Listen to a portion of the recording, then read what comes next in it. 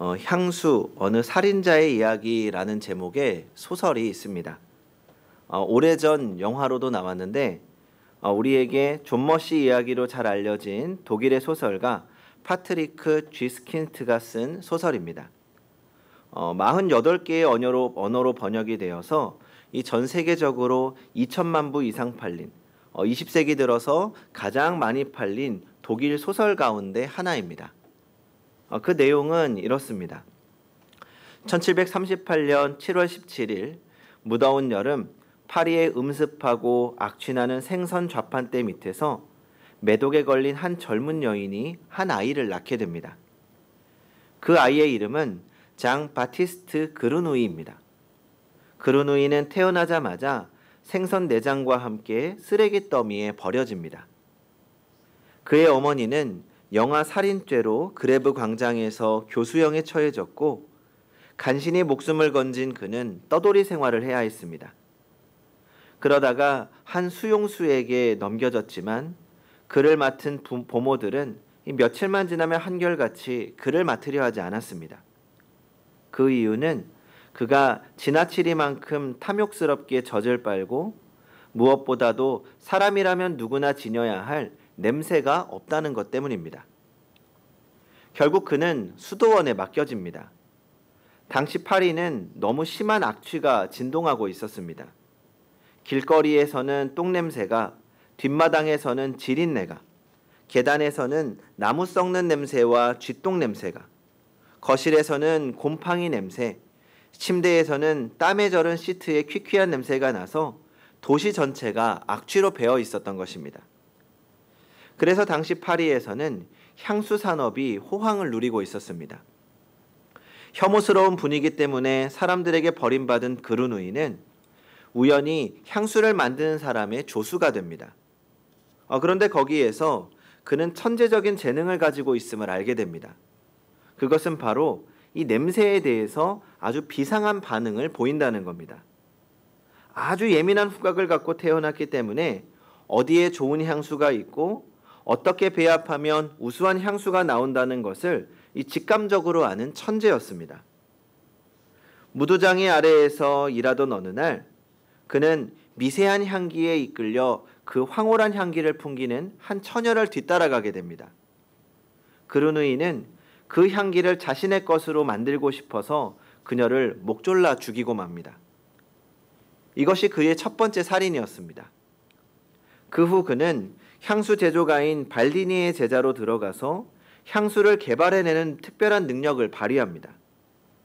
그곳에서 그는 자신의 인생 최대의 목표가 세상 최고의 향수를 만드는 것임을 깨닫게 됩니다.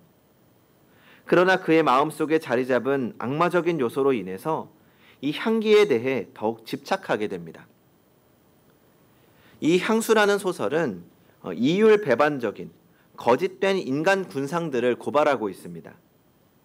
내면은 거짓과 탐욕으로 썩은 냄새가 나는데 겉에다가 향수를 뿌린다고 해서 그 사람의 인격이나 사람됨이 달라지는 것은 아닙니다. 그런데도 어리석은 우리 인간은 자신의 내면을 가꾸기보다는 향수를 뿌려 겉만 번지르르하게 만들고 싶어 합니다. 이 이야기의 배경이 되는 18세기 프랑스는 혐오스러운 천재들이 많던 시대라고 알려져 있습니다. 머리가 좋고 똑똑하고 지도력이 있는 사람처럼 보이지만 그 내면에서는 썩은 내가 진동하는 사람들이 많다는 것입니다. 그런 사람의 모델이 바로 소설 속 주인공인 그르누이입니다. 소설 속의 그르누이는 총 25명의 여인을 살해한 혐의로 체포되지만 처형되던 날 놀라운 일이 벌어집니다. 그르누이가 광장에 나타나자 살인마의 광포에 져 있던 사람들은 갑자기 무아지경에 빠지고 맙니다. 그르누이가 지금껏 죽였던 25명의 여인에게서 채취한 향기로 만든 이 최고의 향수를 바르고 나타났기 때문입니다. 그 향수를 맡은 사람들은 도리어 그르누이를 경배하기 시작합니다. 그렇게 사람들을 최면에 빠뜨리고 유유히 처형장을 떠납니다. 살인마라는 썩어 진동하는 냄새보다는 오히려 겉에 바른 향수에 취해버린 인간 군상, 그르누이는 그런 인간들에게서 증오를 느끼고 스스로 묘지를 찾아갑니다. 거기에서 그는 자신이 완성한 향수를 자신의 몸에 뿌리게 되고 그 향수에 도취된 사람들에게 그의 몸은 갈기갈기 찢겨 먹히는 끔찍한 비극을 맞게 됩니다. 전 오래전에 소설이 아니라 영화로 본 기억이 있는데 이 마지막 충격적인 장면이 아직까지도 선명하게 생각이 납니다. 그리고 사실 그 영화를 보면서 향기라는 것이 정말 이렇게 힘이 있는 것일까? 라는 생각을 했습니다. 그래서 영화를 보고 나서 뿌리면 인기가 많아진다는 향수를 찾아보기도 했지만 크게 소용은 없었습니다. 우리 모든 사람에게는 다 나름대로의 사람의 냄새가 나게 됩니다. 그리고 그 사람에게서 풍겨지는 그 냄새에 따라서 그 냄새를 좋아하는 사람들이 몰려들게 됩니다. 술을 좋아하는 사람들은 술 친구들이 몰려듭니다. 도박을 좋아하는 사람에게는 도박을 좋아하는 사람이 몰려들고 음악을 좋아하는 사람에게는 음악을 좋아하는 사람이 모여듭니다. 학생들도 놀기 좋아하는 학생의 주변에는 놀기 좋아하는 친구들이 많고 공부를 좋아하는 학생에게는 공부를 잘하는 친구들이 많습니다. 이것은 그 사람의 성품과 삶에서 풍겨지는 인격과 삶의 냄새 때문에 그렇게 되는 것입니다. 아무리 향수를 뿌리고 좋은 냄새가 나게 하려고 해도 인격과 삶에서 드러나는 냄새는 도무지 감출 수가 없습니다. 성도 여러분, 지금 어떤 냄새에 취해 살아가고 계십니까? 아니, 우리는 지금 어떤 냄새를 풍기며 살아가고 있습니까? 어떤 사람들이 우리 주변에 모여 있습니까? 오늘 본문에서는 우리 신앙인들을 가리켜서 그리스도의 향기라고 말씀합니다. 왜 하나님께서는 우리 그리스도인들을 향해서 그리스도의 향기라고 말하는 것일까요? 그것은 당연히 우리의 삶과 우리의 모습을 통해서 그리스도가 드러나야 하기 때문입니다. 우리 신앙인의 삶의 목표는 나 자신에게 있지 않습니다. 성숙한 신앙인이 살아가는 삶의 목표는 나의 행복이 아닙니다. 성공하기를 바라는 마음 때문에 예수를 찾고 신앙을 한다면 성공을 위해서 무당을 찾아가는 것과 크게 다르지 않습니다. 우리 신앙인이 살아가는 목적은 오직 하나, 바로 하나님의 영광을 위해서입니다. 어떻게 살아야 하나님의 영광을 드러내는 것인지, 어떻게 해야 나를 통해서 하나님이 영광 받으시는지, 어떤 결정을 내려야 하나님이 기뻐하시는지 우리는 늘 그것에 관심을 가지고 그것을 위해 살아야 합니다. 그리스도의 향기라는 말도 같은 의미에서 이해해야 합니다. 나의 삶을 통해서 그리스도가 보여지고 그리스도가 영광을 받으시도록 사는 것이 그리스도의 향기로 사는 것입니다. 나 자신을 드러내고 나 자신이 사람들에게 칭찬을 받도록 산다면 그것은 그리스도의 향기가 아니라 나의 향기입니다. 내 인격의 향기요, 내 성공의 향기입니다. 그리스도의 향기는 오로지 나를 통해서 그리스도가 존귀히 여김을 받도록 그리스도의 영광이 드러나는 것입니다. 그래서 오늘 우리가 어떻게 살아가는 것이 그리스도의 향기를 드러내는 삶이 되는 것인지 나누어 보려고 합니다. 첫째로, 우리의 자아를 깨뜨려야 합니다. 우리의 자아가 온전히 깨어질 때 그때 그리스도를 드러낼 수 있습니다. 우리의 인간적인 껍질이 벗겨질 때에만 그리스도의 향기가 될 수 있습니다. 마가복음 14장에 보면 아주 감동적인 이야기가 있습니다. 예수님께서 십자가에 돌아가시기 며칠 전에 베다니에 있는 한 나병 환자의 집에 들어가셔서 식사하고 계셨습니다. 그때 한 여인이 아주 값진 향유가 담긴 옥합 하나를 들고 나오더니 그 옥합을 깨뜨려 예수님의 머리에 부어드렸습니다. 그러자 향유 냄새가 집안에 가득했다고 기록합니다. 향유를 담은 옥합이 깨뜨려지지 않으면 그 향유 냄새가 온 집에 가득할 수 없습니다. 옥합이 깨어져야 그 안에 담겨진 향유의 깊고 아름다운 향기가 풍겨 나오고 온 집의 향기로 가득 채우게 됩니다. 우리 욕심의 자아가 깨어질 때, 우리의 자존심이라는 자아가 깨어질 때, 그때 우리 안에 있는 그리스도의 향기가 우리의 삶을 통해 나타납니다. 우리의 자아가 깨어져야만 그리스도의 향기가 나타납니다. 오늘 본문 14절을 같이 읽어보겠습니다. 14절 시작. 항상 우리를 그리스도 안에서 이기게 하시고 우리로 말미암아 각 처에서 그리스도를 아는 냄새를 나타내시는 하나님께 감사하노라. 아멘. 이 말씀은 당시의 풍습을 반영해서 읽어야 합니다. 당시 세계는 로마가 지배하고 있었습니다. 그래서 로마 장군들은 자주 외국에 나가서 이 나라를 위한 전쟁을 해야 했습니다. 그리고 전쟁에서 승리하고 돌아오면 거대하고 화려한 개선식을 하게 됩니다. 그런데 이런 개선식은 아무에게나 해주는 것이 아닙니다. 적군을 5,000명 이상 죽인 큰 전쟁에서 승리할 때만 이 개선식이 열렸습니다. 그런 큰 승리를 거둔 장군을 위해서 개선식을 하는데 이 로마의 거리를 지나 주피터 신전까지 이 퍼레이드가 벌어지게 됩니다. 이 행진의 맨 앞에는 정부 인사, 원로원의 의원, 나팔수, 적군에게 빼앗은 전리품을 실은 마차, 황금으로 된 7촛대와 제상, 그리고 그 뒤에는 사로잡힌 포로들이 이 사슬에 묶여 따라오게 됩니다. 그리고 그 뒤를 이어서 회초리를 든 병정들과 악사들이 있고 그 뒤에는 제사장들이 향기로운 향을 태워서 그 향기를 뿜으며 따라갑니다.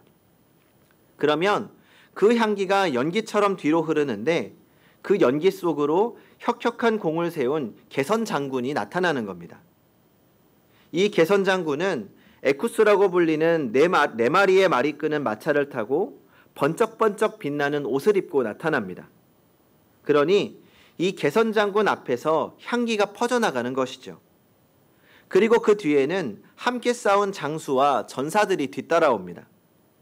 그래서 로마 사람들은 온 거리에 향기가 진동하면 야, 승리의 개선식이 벌어지고 있구나. 승리한 장군이 들어오고 있구나 하는 것을 알았습니다. 그리고 전쟁터에 나가서 싸웠던 장수들이나 병사들은 이 로마의 거리를 진동하는 그 향기를 맡으면서 나도 언젠가 저 향기를 내는 뿜는 사람이 되어야지 라고 생각하고 결심하게 됩니다. 사도 바울은 그런 풍습을 생각하면서 그리스도를 아는 냄새가 풍기는 승리하는 신앙인이 되자고 권면하는 것입니다. 그런 승리는 거저 주어지는 것이 아닙니다. 자신의 목숨을 걸고 싸운 개선장구처럼 거짓된 자신의 자아와 싸워 승리하고 나의 욕심을 깨뜨리고 세상의 문화와 싸워 그리스도를 드러낼 때 우리에게 주어집니다. 왜냐하면 우리의 싸움은 혈과 육의 싸움이 아니라 영적 싸움이기 때문입니다. 우리의 싸움은 내가 하는 것이 아니라 내 안에 계신 전능하신 하나님, 세상을 이기신 주님께서 하시기 때문입니다. 그래서 우리는 나의 자아를 죽이고 우리에게 승리를 주신 그 주님을 드러내야 합니다. 둘째로, 사랑으로 향기를 남겨야 합니다. 사도 바울은 그 누구보다 예수를 싫어하고 예수 믿는 사람들을 싫어했던 사람입니다. 그랬던 그가 변할 수 있었던 이유가 무엇입니까?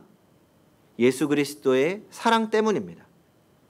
자신이 핍박하던 예수가 자신을 사랑한다는 그 사실에 무릎 꿇고 말았습니다. 사랑에는 힘이 있습니다. 제가 참 좋아하는 감자칩 과자가 하나 있습니다. 사진을 보겠습니다. 네, 아마 보셨을 겁니다. 이 과자는 미국의 프록터 앤드 갬블이라는 회사에서 만든 겁니다. 프링글스라는 이름이 붙여진 이 제품에는 동그란 얼굴에 인자한 콧수염 아저씨가 그려져 있습니다. 이 그림에는 한 가지 이야기가 전해져 옵니다. 제2차 세계대전이 한창이던 유럽의 어느 시골 마을에는 전쟁 고아들이 있었습니다.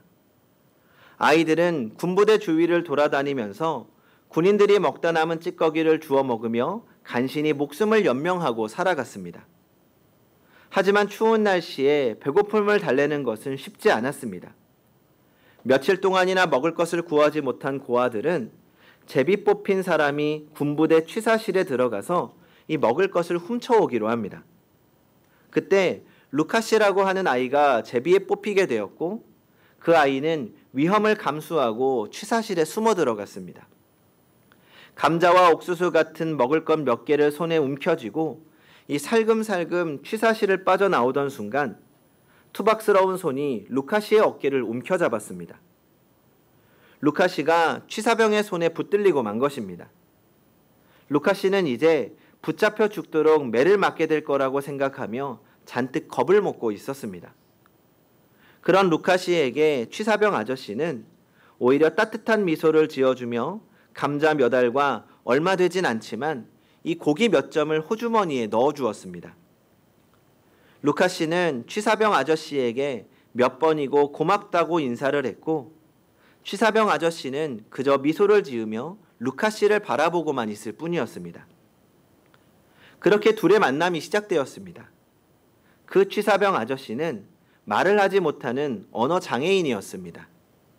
군인이라기보다는 군부대 취사실에서 군인들에게 음식을 만들어주고 청소나 심부름 같은 잡일을 하는 사람이었습니다.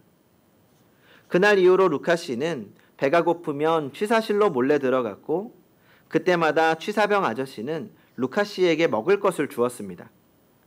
그때 루카 씨가 받은 것은 주로 감자였습니다. 그러던 어느 날 취사병 아저씨의 손목과 팔, 얼굴 등에 많은 상처가 나 있는 것을 알게 됩니다.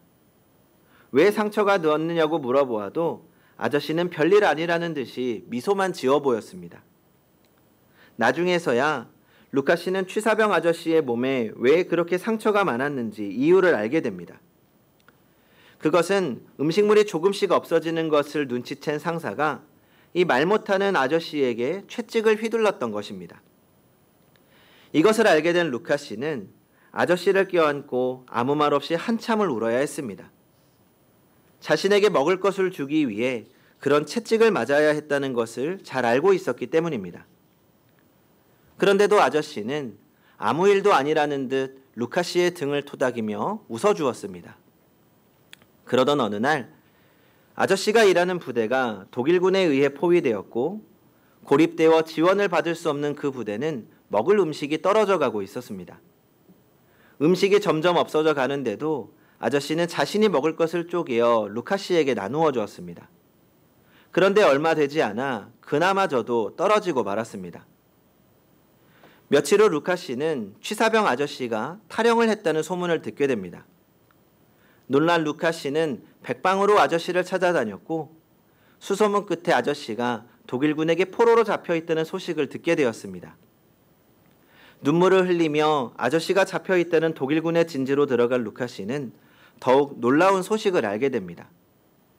이 취사병 아저씨가 독일군의 감자밭에서 감자를 훔쳐다가 사로잡혔고 곧 총살을 당할 거란 소식이었습니다.